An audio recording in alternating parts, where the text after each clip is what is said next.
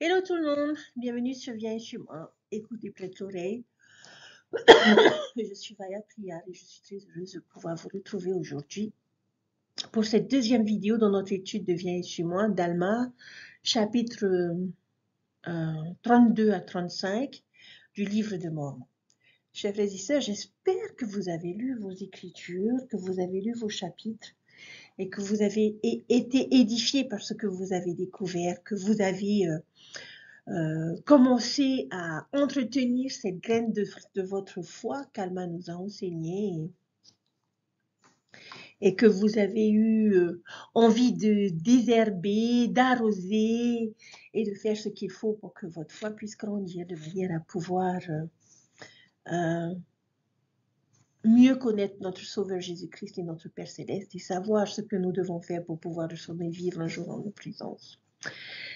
Aujourd'hui, nous allons voir les chapitres 33 à 34, qui est une continuité des enseignements d'Alma et d'Amulek aux pauvres Zoramites. Lorsque nous lisons les chapitres 33 et 34 d'Alma, nous en apprenons plus sur l'arbre qui est le plus important du monde. Nous connaissons de vieux arbres, de grands arbres, des arbres qui connaissent une croissance rapide, mais quel est l'arbre le plus important que l'on puisse cultiver? Et je répondrai à cela en disant que l'arbre le plus important que nous puissions cultiver est l'arbre de notre témoignage, l'arbre de la foi de chaque individu dans la parole de Dieu. Et cet arbre est plus important que tout autre arbre qui ait jamais existé sur cette planète. Et la chose la plus importante que nous puissions accomplir dans cette vie est de faire pousser cet arbre. Et les chapitres 33 et 34 d'Alma représentent une continuité des enseignements d'Alma et d'Amulek aux Zoramites. Parce qu'après le sermon magistral d'Alma comparant le développement de la foi à la plantation d'une graine, les hommes, les Zoramites, avaient une question à lui poser.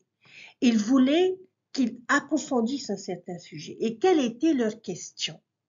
Dans le premier verset du chapitre 33, on nous dit alors, quand Alma eut dit ces paroles, ils envoyèrent des gens vers lui désirant savoir s'il devait croire en un seul Dieu afin d'obtenir ce fruit dont il avait parlé ou comment il devait planter la semence ou la parole dont il avait parlé, dont il avait dit qu'elle devait être plantée dans leur cœur ou de quelle manière ils devaient commencer à exercer leur foi. Il semble qu'il y ait là quelques questions, mais ils me semblent tous tendre vers un seul et même objectif. Par où commencer? Nous voulons ce fruit dont Alma parle, mais comment planter la graine? Comment pouvons-nous commencer à exercer notre foi? Comment pouvons-nous commencer ce processus?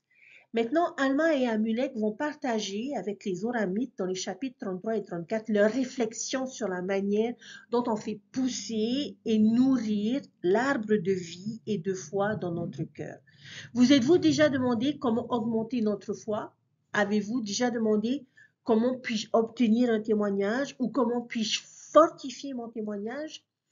Alma et Amulek vont nous aider avec ces questions ici, dans ces chapitres. Alors, nous allons découvrir ensemble la réponse d'Alma et d'Amulek à la question des Zoramites. Ils vont nous donner des conseils en matière d'arboriculture. Quelles sont les choses qui nous aideront le plus? Alma, chapitre 33, les versets 3 à 4, c'est la prière. La première chose, c'est que la prière va nourrir notre foi. Ensuite, au verset 14, on nous dit qu'étudier les Écritures va nourrir notre foi.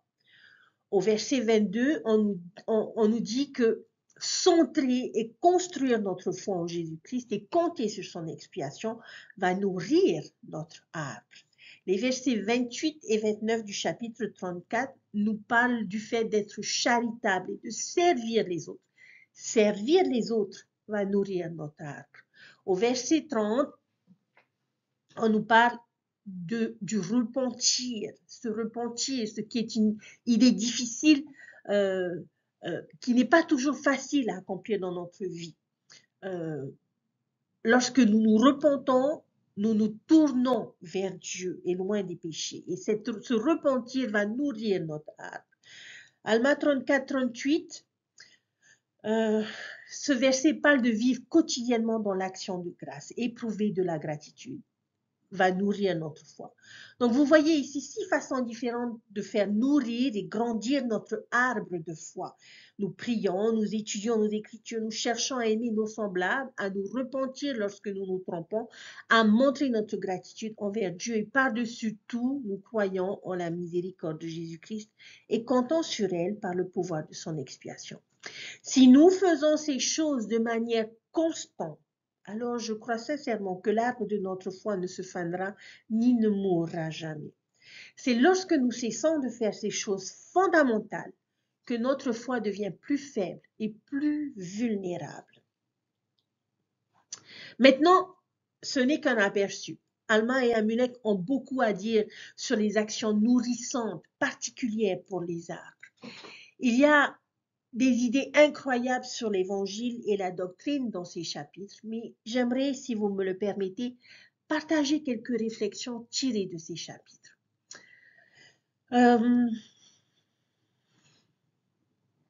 Personnellement, pour moi, il y a un message qui ressort de ces chapitres comme étant les plus critiques.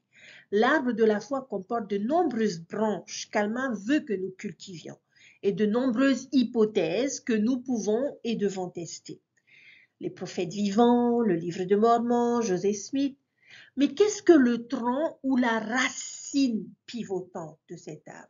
Parmi toutes les choses que nous pouvons tester et développer, celle-ci est absolument essentielle et peut-être le meilleur point de départ. Le message que je vois ici est le suivant.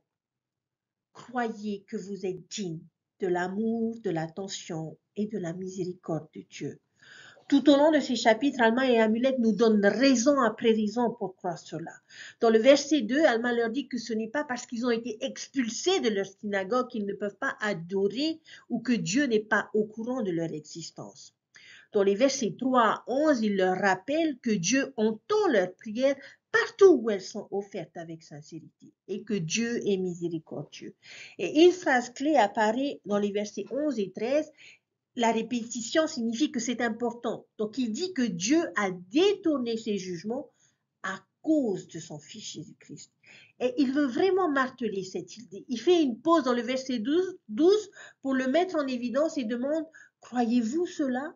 Que Dieu est miséricordieux, qu'il pardonne les péchés, qu'il détourne ses jugements? Et au verset 14, encore une fois, si vous lisez les Écritures, comment pouvez-vous ne pas croire cela? Au verset 16, il cite un autre prophète, Zénoc, qui a dit « Tu es en colère au Seigneur contre ce peuple parce qu'il ne comprend pas tes miséricordes que tu lui as accordées à cause de ton Fils. » Maintenant, j'ai un peu de mal avec l'expression choisie par Zénoc, à savoir que Dieu est en colère parce que nous ne comprenons pas sa miséricorde. Je pourrais dire plus que Dieu est attristé ou peiné, mais en colère, je ne suis pas certaine. Peut-être que nous ne savons tout simplement pas quelque chose sur le public auquel Zénoc s'adresse. Mais le point le plus important ici, chers frères et sœurs, est que Dieu veut vraiment que nous croyions et acceptions cette vérité clé, qu'il est miséricordieux. Peut-être pouvez-vous comprendre cette lutte. Je sais que je ressens cela parfois. Je considère tous mes défauts, mes faiblesses, mes péchés, mes manquements et je me demande, comme les Oramites, suis-je digne du pardon de Dieu? Et j'entends ces vérités enseignées tout le temps, que Dieu est miséricordieux, que Dieu pardonne les péchés, que Dieu détournera ses jugements. Alors peut-être que j'imagine dans mon esprit le Christ venant vers moi et me disant, Vaya, crois-tu cela, que je peux te pardonner ces choses? Et je dirais oui au Seigneur, je le crois. Doctrinalement, intellectuellement, théologiquement, cela a du sens. Mais dans mon cœur, il y aura toujours un doute. Ou bien nous pouvons croire très facilement cette vérité pour les autres, que Dieu leur pardonnera, mais pas pour nous-mêmes. Et pour une raison quelconque, c'est beaucoup plus difficile à accepter.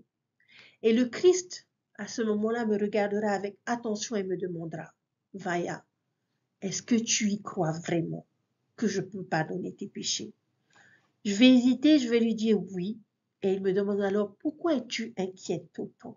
Pourquoi as-tu peur de l'échec? Pourquoi te demandes-tu si tu vas y arriver? Je pense que c'est ce que le point qu'Alma veut faire comprendre aux amis. Nous sommes dignes de la miséricorde de Dieu et que Dieu détournera ses jugements, qu'il entendra nos prières sincères. Il utilise un autre exemple scripturel où Moïse et le serpent d'airain. Il ne vous reste plus qu'à regarder et vivre. Les Israélites pouvaient être guéris des morsures de serpents venimeux par ce simple acte. Pensez-y. Il suffit de tourner la tête et de regarder. Je regarde juste autour de tes yeux. C'est tout ce qu'il a fallu. Eh bien, c'est pareil pour nous et la miséricorde du Christ. Écoute, il te pardonnera. Et cette idée est amplifiée lorsque l'on considère qui l'enseigne. Alma le jeune. Il connaît personnellement la puissance de la miséricorde du Christ. Qu'a-t-il fait alors qu'il souffrait des douleurs de l'enfer en proie à des tourments? Son esprit s'est emparé de la pensée que Christ sauve. Et aussitôt, Christ l'en a arraché. Exemple concret pour nous. Je pense que nous rendons parfois le repentir et l'obtention de la miséricorde de Dieu plus difficile qu'ils ne le sont en réalité. Et je sais que j'ai déjà dit cela, et c'est parce que c'est un message très important du livre de Mormon. La difficulté du repentir, chers frères et sœurs, n'est pas d'obtenir la miséricorde de Dieu, mais de changer notre propre cœur. C'est la partie la plus difficile.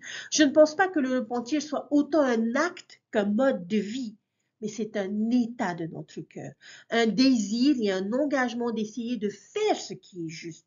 C'est avoir un cœur brisé ou apprivoisé, un esprit contrit, pas un cœur et un esprit rebelle.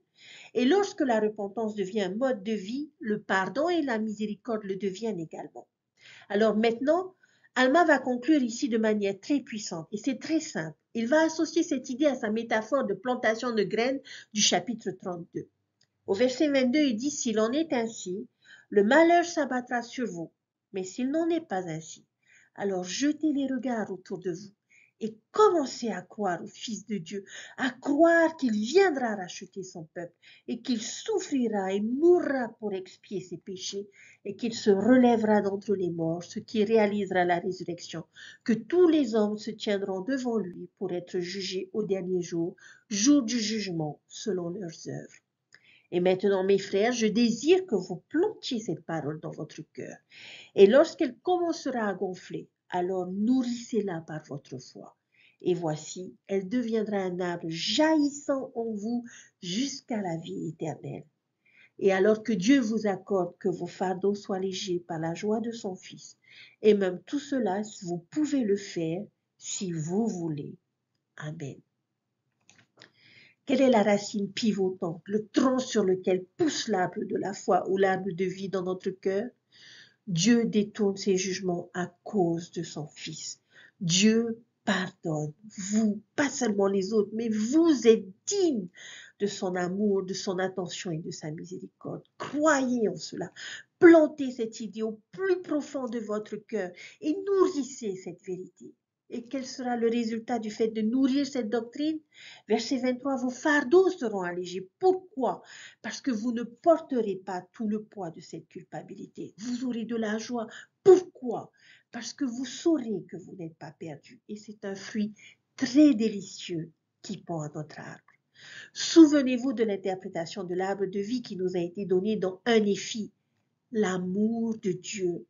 Lorsque nous nourrissons notre foi ce principe, nous pouvons nous régaler de cette connaissance que Dieu nous connaît, que Dieu sera miséricordieux envers nous, que Dieu nous aime. Délicieux. Et j'espère que vous le croyez. Pour vous, dans votre cœur, pas seulement pour les autres et pas seulement sur le plan doctrinal ou intellectuel, mais personnellement. J'aimerais passer à deux versets du chapitre 34 avec un point important à considérer. Rappelez-vous le scénario que je vous avais fait imaginer dans lequel le Christ vient à vous avant votre naissance et vous donne la semence. Amulek a quelque chose à dire sur la suite des événements. Il dit au verset 32, « Car voici, cette vie est le moment où les hommes doivent se préparer à rencontrer Dieu. » Oui, voici le jour de cette vie est le jour où les hommes doivent accomplir leurs œuvres.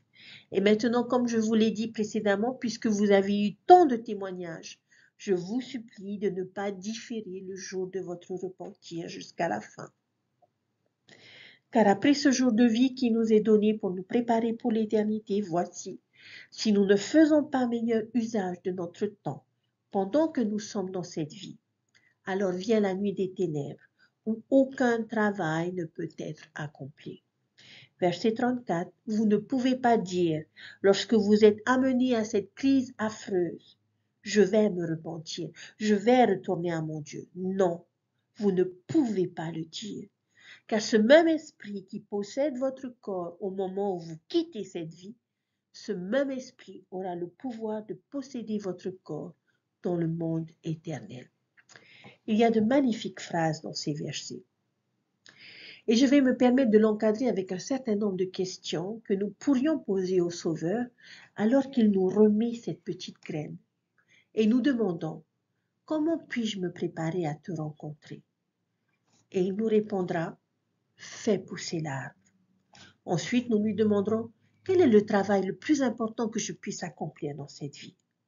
Et il nous répondra, fais pousser l'arbre. Ensuite, nous lui demandons, comment puis-je me préparer pour l'éternité?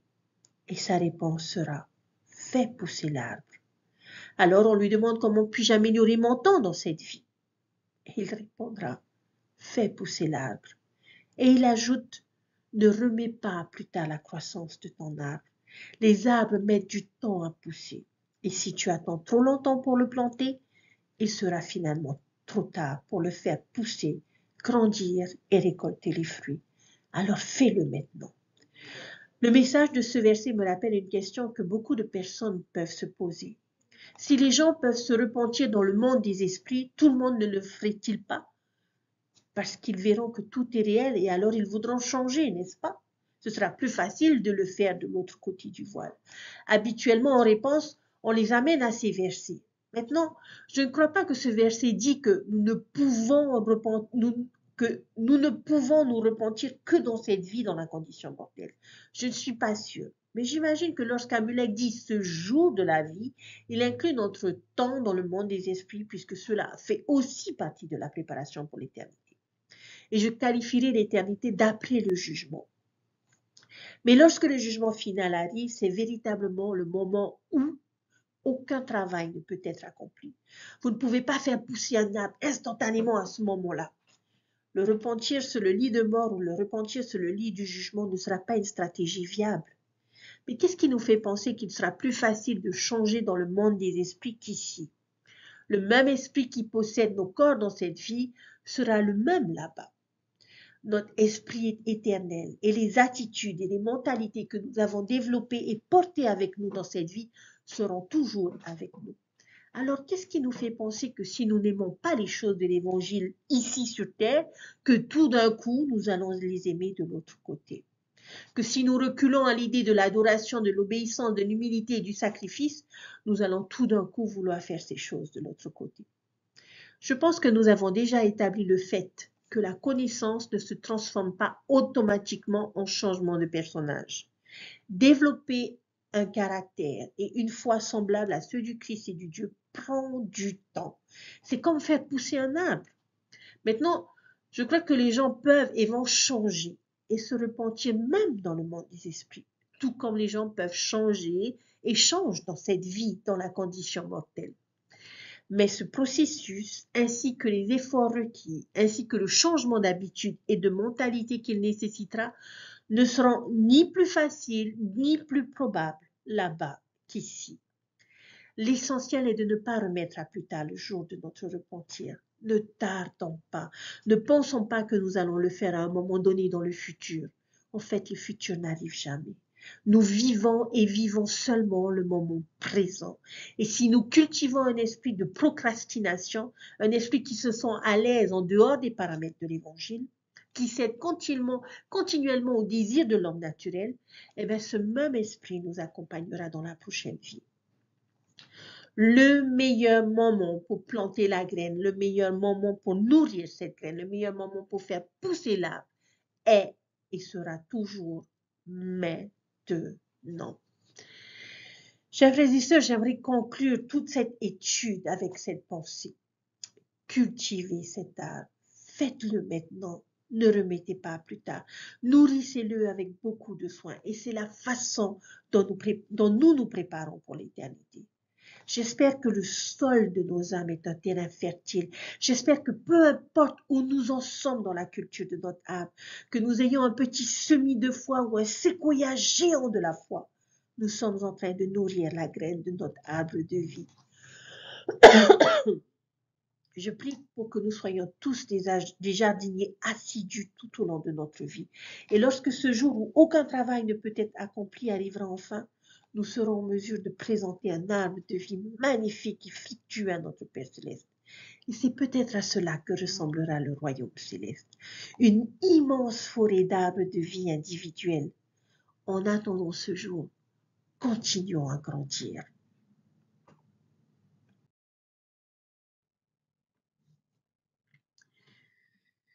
Chers frères et sœurs, chacun de nous a besoin de nourrir sa semence de foi pour qu'elle continue à prendre racine. Président Hinckley nous avait fermement exhortés à aider les nouveaux membres à préparer leur âme afin que la semence de foi plantée par les missionnaires croisse et se développe. Cependant, dans le même temps, la terre semble se durcir et beaucoup de personnes sont moins réceptives aux choses de l'esprit, nous y compris. Nous devons préparer nos semis de foi et dans ce but, nous devons retourner le sol chaque jour en priant humblement tous les jours pour demander à recevoir de la force et le pardon de nos péchés. Nous devons passer la haie en surmontant notre orgueil. Nous devons préparer le semis en gardant de notre mieux les commandements. Nous devons être honnêtes avec le Seigneur lorsque nous payons notre dîme et nos autres offrandes. Nous devons être dignes et capables de faire appel au grand pouvoir de la prêtrise pour nous bénir, nous, notre famille et les autres personnes dont nous avons la responsabilité. Il n'y a pas de meilleur endroit pour nourrir la semence spirituelle de notre foi qu'au sein des sanctuaires que sont nos temples et notre foyer. Alma a dit que lorsque nous sentirons la croissance de la foi, elle épanouira notre âme, éclairera notre intelligence et nous sera délicieuse. Et je prie pour que Dieu vous accorde la bénédiction de faire l'expérience de ces paroles. Chers frères et sœurs, le plan merveilleux de notre Père Céleste, ce plan fabuleux, a été conçu pour nous ramener à notre foyer céleste, pas pour nous empêcher de revenir. Aucun barrage routier n'a été construit. Personne n'a été posté là pour vous obliger à faire demi-tour et vous renvoyer. C'est d'ailleurs tout le contraire. Dieu nous poursuit sans relâche et il veut que tous ses enfants choisissent de lui revenir. Et il emploie tous les moyens possibles pour nous ramener auprès de lui. Il a envoyé son précieux Fils bien-aimé dans ce monde déchu, afin qu'il vive toute l'expérience humaine, serve d'exemple à suivre pour le reste de ses enfants. Expie et rachète. Le grand don expiatoire du Christ élimine tous les obstacles de la mort physique et spirituelle qui nous séparent de notre foyer éternel. Le plan de notre Père Céleste pour ses enfants est entièrement conçu pour nous ramener tous auprès de lui. Si vous craignez de ne jamais être à la hauteur ou que la portée aimante de l'expiation infinie du Christ s'étend avec miséricorde sur tout le monde, sauf sur vous, c'est que vous ne comprenez pas. Infini veut dire infini, et l'expiation infinie s'étend sur vous et vos êtres chers. Il ne dresse ni barrage ni barrière, il les fait tomber. Il ne vous tient pas à l'écart, il vous invite à venir à lui. Son ministère tout entier est une déclaration vivante de cette volonté. Ensuite, bien sûr, il y a son sacrifice expiatoire lui-même, lequel est difficile à comprendre pour nous et dépasse notre capacité de compréhension mortelle. Mais, et c'est un mais important, nous comprenons, nous pouvons comprendre le dessein sacré et salvateur de son sacrifice expiatoire. Je ne peux dire à quel point je suis reconnaissante de ces vérités simples. Le dessein du Père, son plan, son but, son intention, son souhait et son aspiration sont tous destinés à nous guérir, à nous donner la paix et à nous ramener, vous et les personnes qui vous sont chères, auprès de lui. L'expiation du Christ est un pouvoir présent à chaque instant auquel nous pouvons faire appel dans la vie quotidienne. Lorsque nous sommes torturés, déchirés, tourmentés par la culpabilité, écrasés de chagrin, le Sauveur peut nous guérir. Bien que nous ne comprenions pas pleinement comment l'expiation du Christ s'est réalisée, nous pouvons ressentir la paix de Dieu qui surpasse toute intelligence. J'aime mon Père céleste et son Fils Jésus-Christ. Et je mets en eux ma foi, mon amour, ma loyauté et ma dévotion, que je m'efforcerai de faire grandir par la prière, la lecture des Écritures, le service, le repentir. Je témoigne que Dieu est notre Père céleste et que nous sommes ses enfants. Et je témoigne que l'expiation est réelle et qu'elle a du pouvoir dans notre vie. Je témoigne que l'Évangile rétabli est vrai et que ces vérités se trouvent dans les Saintes Écritures, surtout dans le livre de Mormon. Je témoigne de toutes ces choses au nom de Jésus-Christ. Amen. Prenez bien soin de votre arbre de vie, chers frères et sœurs. Et j'espère que lorsque nous nous reverrons aux côtés du Seigneur, nous serons entourés d'une belle forêt avec de majestueux arbres de vie que nous nous serons efforcés d'entretenir et de nourrir tout au long de notre vie. Prenez soin de vous, chers frères et sœurs. Je vous souhaite un merveilleux week-end et que Dieu vous bénisse et vous aide dans votre tâche en tant que jardinier de votre foi. Je vous dis à bientôt. Bye.